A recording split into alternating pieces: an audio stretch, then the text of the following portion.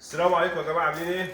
يا رب تكونوا بخير كده. معلومه كده على السريع للامهات اللي بتولد، خدت بالك، وعايز اعمل لها وقايه بعد الولاده عشان التهاب الرحم. لو في بكتيريا في اللبن ما تموتش الخلفه، ما يجيلاش التهاب رحم، نيجي نلقحها تاني ما تمسكش منه عشر، نيجي نجسها نلاقي عندها التهاب رحم وتدخلنا في قصه علاجات طويله وقصه يعني ايه، انت المفروض تبقى بعيد عنها. ربنا ايه يبعدنا يا رب عن المشاكل اللي ايه المرضيه اللي عند القلب باذن الله.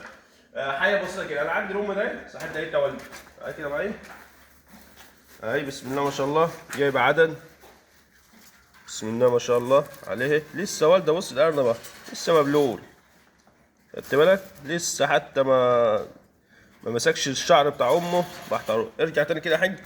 ام زي دي كده ولدت عندي، عايز انجز بيها، عايز ما يجيلهاش التهاب رحم، عايز القح الام على 9 ايام 10 ايام نلاقيها عشر ان شاء الله.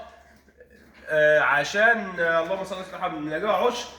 لكن اللهم صل على سيدنا محمد، في ناس بتيجي بعد 9 ايام تلقح تلاقي الام عندها ايه؟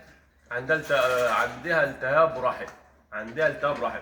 في حاجه بسيطه نعملها مع الام، خلصت القصه ديت بفضل الله. فاديت التهاب الرحم اللي هو الاوكسي، اوكسي 20%، 1 سم طويل المفعول. الازازه اهي عشان في ناس ياما بتصل اهي، خدت بالك، ديت سنتي واحد بعد الولاده.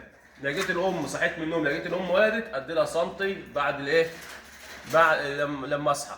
لقيت الام مثلا ولدت مني في النهار، نسيبها ساعتين ثلاثه تريح وادي لها سنتي من ده. ده بيعمل ايه يا جماعه؟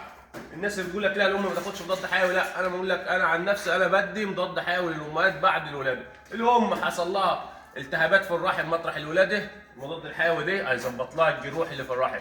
حصل الفتحه التناسليه بتاعتها حصل فيها تعوير ولا حاجه، ده ينشف. في بكتيريا في اللبن عند الام، ده يموت البكتيريا بفضل الله، بفضل الله باذن الله. يبقى احنا كده عملنا ايه؟ عملنا وقايه للام من التهاب الرحم. كل دي حاجه اسمها وقايه. انا مش بنعالج مثلا ام عندها التهاب رحم والكلام ده، انا بنعمل لها وقايه. لان الام طبيعي الواحده الست معلش لما بتولد الدكتور بيكتب لها مضاد حيوي.